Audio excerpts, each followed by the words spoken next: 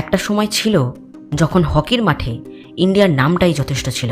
8টা Olympic gold medal, একটার পর একটা ভিক্টরি, আর ধ্যানচাঁদের মতো লেজেন্ডসের হাত ধরে ইন্ডিয়ান হকি টিম হয়ে উঠেছিল ওয়ার্ল্ড হকির একটি আনডিসপুটেড কিং। কিন্তু একবার ভেবে দেখুন তো, যেই টিমটা দশকের পর দশক ধরে ওয়ার্ল্ড হকিতে ডমিনেট করে এসেছে, গোল্ড মেডেলের পর গোল্ড মেডেল জিতে এসেছে, সেই দেশটা যখন 2008 বেইজিং অলিম্পিকে কোয়ালিফাই করতে পারল না, তখন কেমন অনুভূতি হয়?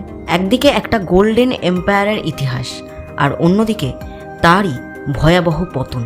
কিন্তু এই পতনটা হঠাৎ করে হয়নি। কোথায় ভুল হয়েছিল? কেন এমনটা হলো? কিভাবে হলো?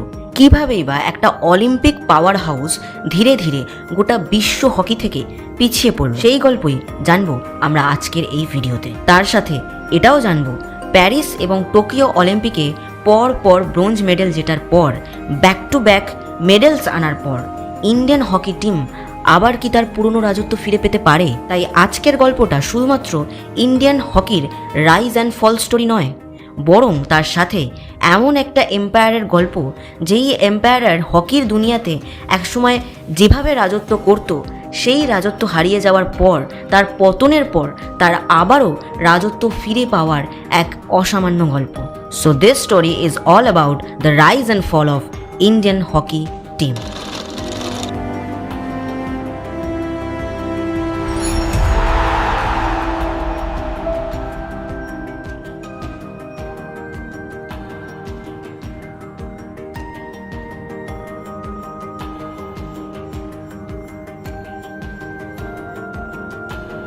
হ্যালো অ্যান্ড ওয়েলকাম এভরিওয়ান, স্পর্শিদানের আরও একটা ভিডিওতে তোমাদের সবাইকে জানাই স্বাগত। আমি স্নেহ তোমাদের সাথে আবারও চলে এসেছি নতুন একটা ভিডিও নিয়ে, যেমনটা কথা দিয়েছিলাম প্রত্যেক শনিবার ঠিক সন্ধ্যে 7টায়। আজকের ভিডিও টপিক ইন্ডিয়ান হকি টিমের রাইজ অ্যান্ড ফল স্টোরি। এই মুহূর্তে ওয়ার্ল্ড হকি চ্যাম্পিয়নশিপ চলছে, আর তাই এর থেকে ভালো সময় হতেই পারে না এই ভিডিওটা বানানোর জন্য। তো চলো ভিডিওটা শুরু করব। তবে তার আগে বলে দিই যে তুমি যদি আমার চ্যানেলে নতুন হয়ে থাকো, তাহলে আমার চ্যানেলটা প্লিজ সাবস্ক্রাইব করে বেল আইকনটা ক্লিক করে দিও। আমি প্রত্যেক শনিবার ঠিক সন্ধ্যে 7টায় এরকমই খেলা অথবা খেলোয়াড়ের গল্প নিয়ে হাজির হয়ে যাই। তো চলো আর বেশি দেরি না করে এবার ভিডিওটা শুরু করা যাক। গল্পটা শুরু করতে হবে 1928 সালের অ্যামস্টারডামের অলিম্পিক্স থেকে। ভারত তখনও পরাধীন, তবে ব্রিটিশ ইন্ডিয়ার টিম আগে থাকতেই ছিল বেশ শক্তিশালী। সেই টিমের ক্যাপ্টেন ছিলেন জয়পাল সিং এবং তার সঙ্গে তার সহকারী অধিনায়ক ধ্যানচাঁদ। এবং এই 1928 সালের অলিম্পিক টুর্নামেন্টটাই ছিল ইন্ডিয়ান হকি টিমের জন্য প্রথম অলিম্পিক টুর্নামেন্ট। 1928-এর হকি টুর্নামেন্টে মোট 9টি টিম অংশ নিয়েছিল। 2টি পুলে ভাগ হয়েছিল তারা। ইন্ডিয়া ছিল পুল এতে, সঙ্গে ছিল বেলজিয়াম, ডেনমার্ক, সুইজারল্যান্ড এবং অস্ট্রিয়া। পুল বিতে ছিল হোস্ট কান্ট্রি নেদারল্যান্ডস, সাথে জার্মানি, ফ্রান্স এবং স্পেন। প্রতিটি পুল থেকে টপ টিম ফাইনালে যেত। আর ইন্ডিয়া শুরু থেকেই বুঝিয়ে দিয়েছিল তারা কেন এসেছে। অলিম্পিক ডেবিউতে প্রথম ম্যাচেই অস্ট্রিয়াকে 6-0 গোলে হারিয়ে দেয় ইন্ডিয়া। এরপর বেলজিয়ামকে 9-0, ডেনমার্ককে 5-0 এবং সুইজারল্যান্ডকেও 6-0-তে হারিয়ে পুল এ জিতে নেয়। 4টি ম্যাচ খেলে ইন্ডিয়া শুধুমাত্র যে 26টা গোল করেছিল তাই নয়, সাথে একটা গোলও কনসিড না করারও রেকর্ড তৈরি করে ফেলেছিল। আর ফাইনালে তাদের জন্য অপেক্ষা করছিল হোস্ট কান্ট্রি নেদারল্যান্ডস। প্রায় 24,000 দর্শক, হ্যাঁ প্রায় 24,000 দর্শকের সামনে 1928 সালে হোস্ট কান্ট্রি নেদারল্যান্ডসের বিরুদ্ধে ইন্ডিয়া সেই টুর্নামেন্টটা জিতেছিল 3-0 গোলে। ধ্যানচাঁদ করেন দুটি গোল, অর্থাৎ অলিম্পিকে ডেবিউতেই গোল্ড। আর পুরো টুর্নামেন্টে ইন্ডিয়ার রেকর্ড দাঁড়ায় 29টি গোল স্কোর করার, আর সাথে 0 গোল কনসিড করারও। ঠিক এইভাবেই শুরু হয়েছিল ইন্ডিয়ান হকির এম্পায়ার ওয়ার্ল্ড হকির ময়দানে। এরপর 1932-এ লস অ্যাঞ্জেলেস এবং 1936-এ বার্লিন, পর 2টো অলিম্পিক, আর পর এই 2টো অলিম্পিকেই ইন্ডিয়া জিতেছিল গোল্ড মেডেল। 1936-এ ক্যাপ্টেন ছিলেন ধ্যানচাঁদ। তারপর ইন্ডিপেন্ডেন্স। 1947 সালে ভারত স্বাধীন হওয়ার পরেই 1948 সালে ছিল আরও একটা অলিম্পিক, তাও আবার লন্ডনে। হ্যাঁ, 1948 সালের লন্ডনেও ইন্ডিয়ার আধিপত্য কমে যায়নি, বরং 1948 সালের সেই অলিম্পিকে, যেটা লন্ডনে অনুষ্ঠিত হয়েছিল, সেখানে ইন্ডিয়া জিতেছিল গোল্ড মেডেল। এরপর 1952 সালে হেলসিঙ্কি, 1956 সালে মেলবোর্ন, টানা ছটি গোল্ড মেডেল, তাও অলিম্পিকের মতো টুর্নামেন্টে। এমনকি তারপর 1964 সালে টোকিওতেও এলো আরও একটা গোল্ড মেডেল। এই সময় ইন্ডিয়া শুধু মেডেল জিতেছিল তাই নয়, বরং তাদের নিজেদের একটা খুব ইউনিক প্লেয়িং স্টাইলও গঠন করে ফেলেছিল। Close ball control, dribbling, quick passing এবং এক্সট্রা অর্ডিনারি ইন্ডিভিজুয়াল স্কিল। ধ্যানচাঁদের নাম তখন সেই স্টাইলের সঙ্গেই প্রায় সিনোনিমাস হয়ে ওঠে। কিন্তু এত আধিপত্য থাকার পরেও কিভাবে আজকে আমরা ইন্ডিয়ান হকির রাইজ অ্যান্ড ফল স্টোরি সম্বন্ধে কথা বলছি? রাইজের গল্পটা তো জানলেন, এবার ফলের গল্পটাও জেনে নিই। কীভাবে ইন্ডিয়ার এই গোল্ডেন পিরিয়ডটা আস্তে আস্তে শেষ হয়ে গেল, যেটা আমরা জানবো আমাদের পরবর্তী চ্যাপ্টারে। সাল 1960, অলিম্পিক অনুষ্ঠিত হচ্ছে রোমে। ইন্ডিয়া এই অলিম্পিকে প্রথমবারের জন্য গোল্ড হারিয়ে সিলভার জেতে। 1964-তে আবার গোল্ড এলো যদিও, কিন্তু 1968 ও 1972-এ এলো ব্রোঞ্জ মেডেল।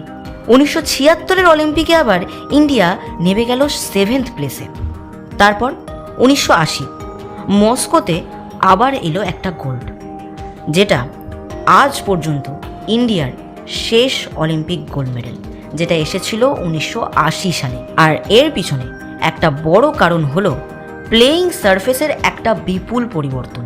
1976 মন্ট্রিয়াল অলিম্পিক্সে হকি প্রথমবার ন্যাচারাল গ্রাস থেকে সিনথেটিক টার্ফে যায়। আর্টিফিশিয়াল টার্ফ গেমকে অনেক ফাস্টার করে দেয় এবং স্পিড, ফিটনেস, পাসিং এবং ট্যাকটিক্যাল অর্গানাইজেশনের গুরুত্বটাও বাড়িয়ে দেয়। ইন্ডিয়ার ট্র্যাডিশনাল স্কিল তখনও অসাধারণ ছিল, কিন্তু ইন্টারন্যাশনাল হকি ইনক্রিজিংলি হয়ে উঠছিল স্ট্রাকচার্ড এবং ফিজিক্যালি ডিমান্ডিং। শুধু ইন্ডিভিজুয়াল ব্রিলিয়েন্স দিয়ে নতুন জেনারেশনের হকিতে ডমিনেট করা আর সম্ভব হচ্ছিল না। আর এটাকে শুধুমাত্র অ্যাস্ট্রোটার্ফ বনাম গ্রাস বললে কিন্তু গল্পটা অসম্পূর্ণ থেকে যাবে। Coaching style, sports science, infrastructure, player development এবং অ্যাডমিনিস্ট্রেশন সব মিলিয়ে ইন্টারন্যাশনাল হকিতে একটা নতুন প্রফেশনাল ইকোসিস্টেম তৈরি হচ্ছিল। আর ইন্ডিয়ার কাছে এটাই চ্যালেঞ্জ ছিল যে এই পরিবর্তনের সাথে সাথে নিজেদেরকে খুব দ্রুত অ্যাডাপ্ট করে নেওয়া। কিন্তু এর মাঝেও ওয়ার্ল্ড হকিতে ইন্ডিয়া নিজের জায়গা ধরে রাখার চেষ্টা করেছিল।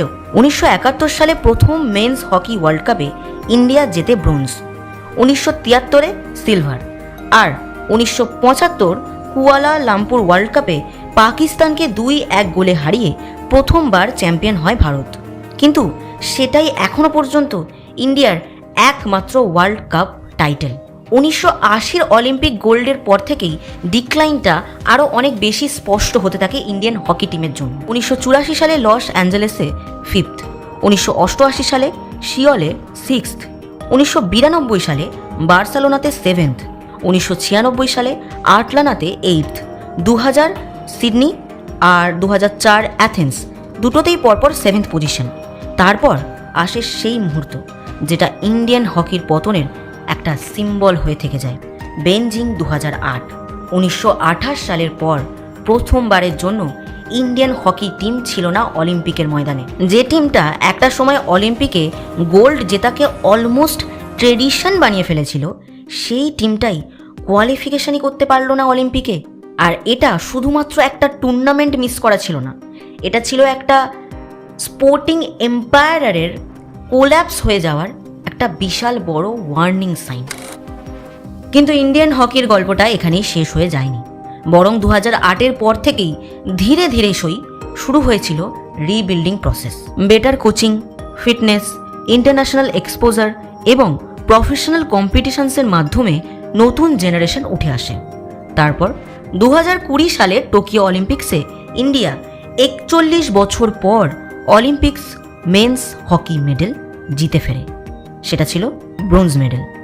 প্যারিস 2024-এও সেই সেম সাকসেসটাই রিপিট হয়, ইন্ডিয়া আবারও ব্রোঞ্জ জিতে ফেরে। অর্থাৎ কনজিকিউটিভ অলিম্পিক্সে মেন্স হকিতে পোডিয়াম ফিনিশ। আজ ইন্ডিয়ার অলিম্পিক্স মেন্স হকি মেডেল ট্যালিতে দাঁড়িয়েছে 13টা, এর মধ্যে 8টা গোল্ড, 1টা সিলভার আর 4টে ব্রোঞ্জ। আর এখন 2026 হকি ওয়ার্ল্ড কাপ।